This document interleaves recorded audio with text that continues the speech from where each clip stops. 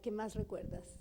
Bueno, yo conocí a Gabo cuando yo estaba asilada en México y no sé por qué acabamos siendo tan amigos, la verdad. Aunque parezca mentira, yo no lo quería conocer porque yo había sido guerrillera y él había dicho que los guerrilleros de tanto estar en el monte ya nos habíamos vuelto como micos. Entonces yo decía, no, pues voy a hablar con él y esto va a ser la pelotera.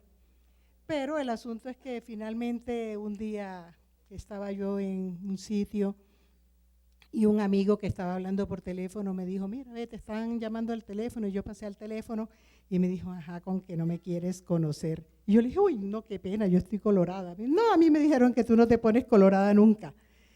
Y a partir de ahí, al día siguiente fui a la casa y pues no sé por qué acabamos siendo tan amigos, habiendo gente pues realmente que uno pudiera pensar que tenía más posibilidades de estar cerca. Y bueno, lo que yo más recuerdo es que pues era muy entrañable todos los días, casi todos los días, ir a almorzar a esa casa en la mesita de la cocina, Mercedes, él y yo, en la mesita de la cocina nada más, y hablábamos de lo humano y lo divino, y los fines de semana a una casita que tenían en Cuernavaca, ya no la tienen más, era una casa sin pretensiones que tenían desde mucho antes de que él fuera famoso, cuando todavía, primero que Cuernavaca era barato porque no tenía plata, y entonces conservaron esa casa y nos íbamos los fines de semana para allá. Y quiero resaltar que esa imagen que presentan de Gabo, nada más que como, ay, el caribeño chévere y siempre jocoso, que eso esconde un hombre de una disciplina férrea, que se iba los fines de semana con el computador en el baúl del carro, y allá en Cuernavaca se sentaba en una especie como de estantería que había contra la ventana del cuarto de ellos, muy incómodamente, ahí ponía su computador y ahí se sentaba a trabajar invariablemente desde por la mañana hasta como las 2:30 de la tarde, porque en México se almuerza muy tarde. Entonces a esa hora suspendía para digamos, ya pasar el día ya más libremente. Entonces, esa cosa de que nada más, no, era un tipo así como un costeño muy despreocupado, era eso, pero era también eso otro que fue lo que hizo que él trabajara de una manera, digamos, tan tenaz cuando era muy pobre, cuando, como él decía, no tenía un peso, que una vez sacó comida de la basura, decía él, que una vez sacó comida de allá en París, que en invierno, en semejante frío, no tenía calefacción en la casa y sin embargo, muy sistemáticamente todos los días se sentaba a trabajar. José Luis. Bueno, el día más feliz, el recuerdo más feliz que tengo de Gabito es muy remoto, en 1959, octubre, 28 de octubre de 1959. Yo era un niño, tenía 13 años, escribía poemas, cuentos, pero era una afición, no sabía yo que él iba a inaugurar una nueva dimensión de la literatura. Pero era el ídolo, el primo, todo esto lo estoy revelando de unos pocos años para acá. Yo tuve mucho pudor en hablar de eso siempre, de mi parentesco. Me gustaba escribir, pero yo estaba destinado a otra cosa, a ser abogado, gobernador del Magdalena, entre otras cosas. Pero él tenía una novela llamada La hojarasca, que la habían publicado en la segunda edición en el Festival del Libro Colombiano, que dirigía Alberto Salamea con Manuel Escorza. Y yo imitando, pues leyendo La hojarasca, me la sabía de memoria a esa edad. Y entonces una tía política común, Dilia Caballero de Márquez, la mamá de Margarita Márquez, su prima y secretaria, su representante personal hoy en día, me llevó un domingo 28 de octubre a conocer a Gabito. Yo estaba convencido, esa idea que uno tiene de que el intelectual, y en aquella época eran los existencialistas que usaban pipa y un buzo hasta acá, y eran, ¿no?, Gaitán Durán, Jean-Paul Sartre. Cuando veo un costeño tirado en el suelo, así a los pies de Mercedes, que tenía un ala de gaviota, así el pelo corto, un niñito en los brazos, Rodrigo, en un apartamento en la 59 con Tercera, completamente lo más opuesto a un intelectual, con su pelo negro, muy nervioso, ¿no? El Gabo que después es otro Gabo, muy nervioso, fumaba 2 paquetes de cigarrillos piel roja diarios, hablaba mucho, tenía una verruga aquí enorme que después se quitó, y hablaba con mucho entusiasmo, de una sencillez tremenda, leía acostado en el suelo boca arriba, pero me llama la atención una cosa, porque nunca me había pasado, y lo utilizó toda su vida, a lo largo de 50 años de cercanía, de que siempre lo trató a uno de igual a igual, como si uno fuera igual a él, y así trataba a todos sus amigos. Nunca lo hacía sentir a uno inferior o que él era el genio de la literatura. Siempre le dio importancia, es más, se interrumpía cuando uno hablaba algo. Él le daba mucha importancia a lo que uno hablara, a lo que uno leía, le daba un concepto. Después eso no volvió a ocurrir, no volvió a escribir cartas, no. Él cambió, claro, la fama lo cambió, pero lo cambió para bien. Pero es el recuerdo más feliz, a mí me impactó para siempre, fue como el camino de Damasco, porque no fui gobernador sino escritor.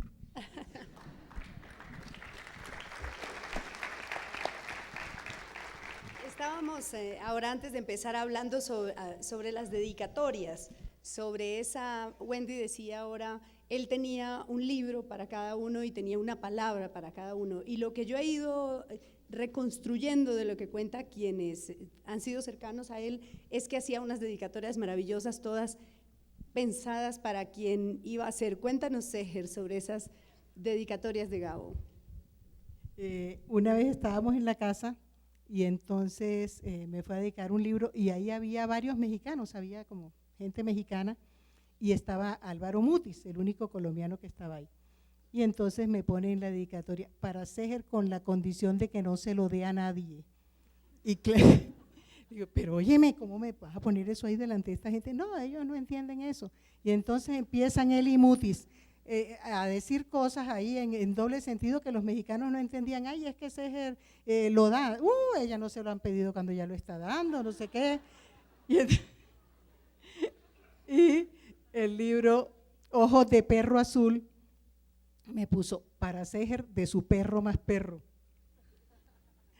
Y entonces un día me dijo, uy, yo no me imagino cómo serías tú de insoportable en la guerrilla, compañero, el enemigo principal y la contradicción principal y la contradicción secundaria. Entonces saca un libro y me pone, para Seher de su enemigo principal.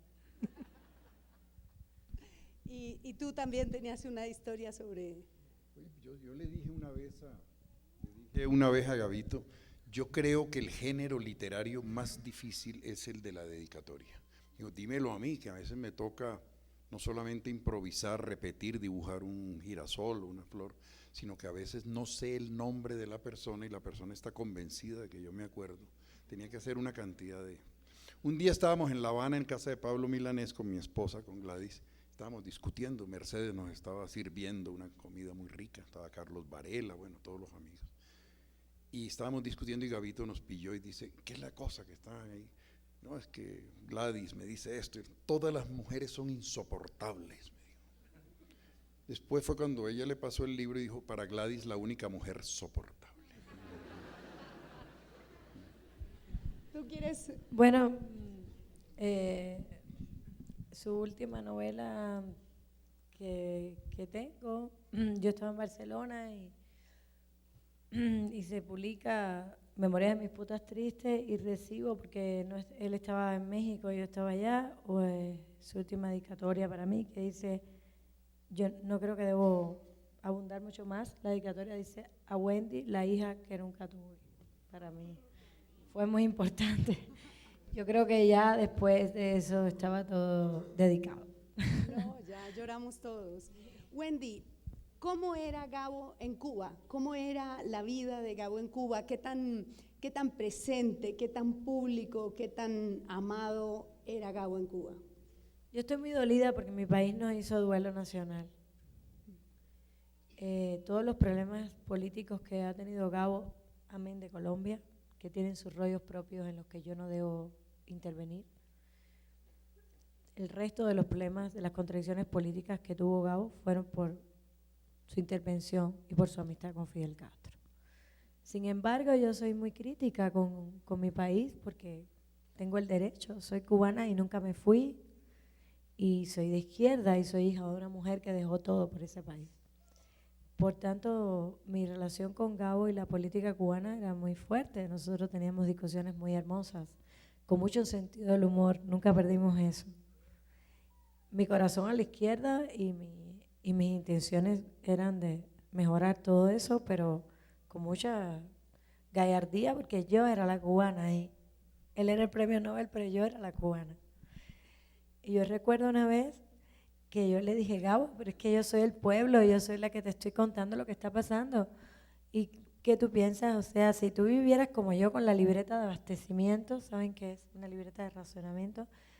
Como yo, y vivieras aquí, ¿cuánto tiempo tú durarías aquí? Dice, 15 días mientras hago la balsa.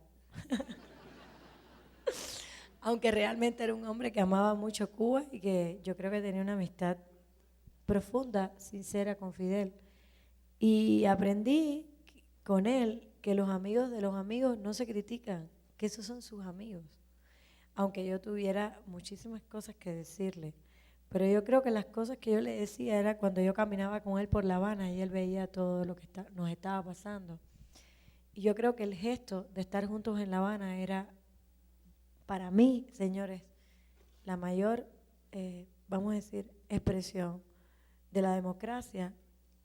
Era poder pensar como yo pensaba y caminar con Gabo por La Habana pensando como él pensaba. Yo creo que eso es lo más grande que tiene Gabo, su capacidad de entender la democracia como el derecho de cada cual de pensar lo que le daba la gana. Para mí eso es lo más importante. Pensaba en el tema de Fidel, de Fidel y Gabo, que sí que se aplica mucho esa frase de que un amigo es una persona que a pesar de que te conoce te quiere, ¿no? Yo creo que ese es su amigo y era mi presidente.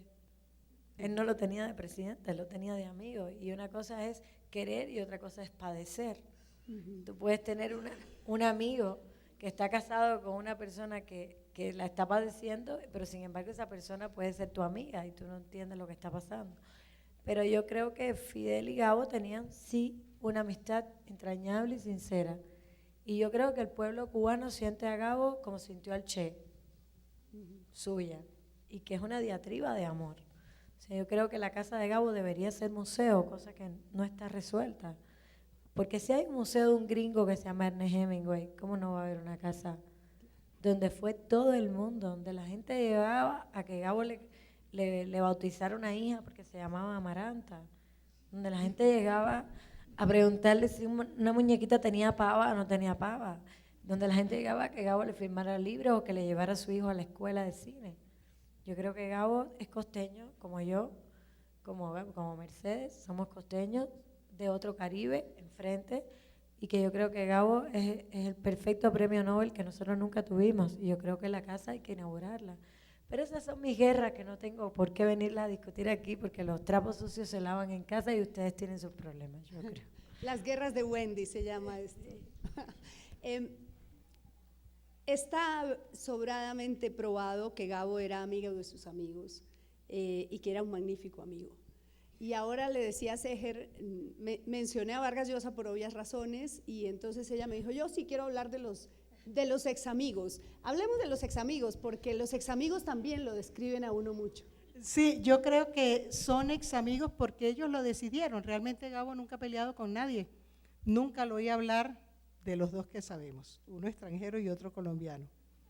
Sabemos ya quiénes son. Gabo desde luego tenía que tener vanidad porque pues una persona que se para en Calcuta o en Singapur o en donde sea y todo el mundo lo conoce, eso tiene su molestia, pero también pues tiene que dar la vanidad. Pero era una persona que trataba de no opacar. Si un amigo lo invitaba a que iba a hacer una presentación del libro, él llegaba siempre después de que el amigo hablaba para no, para no quitarle protagonismo. Una vez que Mutis iba a presentar un libro, entonces yo estaba en la casa con él para irme. Él era una persona sumamente puntual, yo también soy puntual, entonces le dije, Gabo, vámonos, que ya va a ser la hora. Dice, no, yo llego después de que Mutis haga su deposición. Dice, eso fue lo que yo aprendí en Derecho. Ustedes los abogados también dicen así. Los abogados decimos, va a deponer, ¿no? Y pensando en esta feria del libro, en que, bueno, viene el Nobel peruano como la estrella rutilante e indiscutida para esta feria, y resulta que se muere Gabo, y Gabo es protagonista también. Entonces yo creo que existe la justicia poética, y con eso creo que Gabo de sobra devuelve el puñetazo.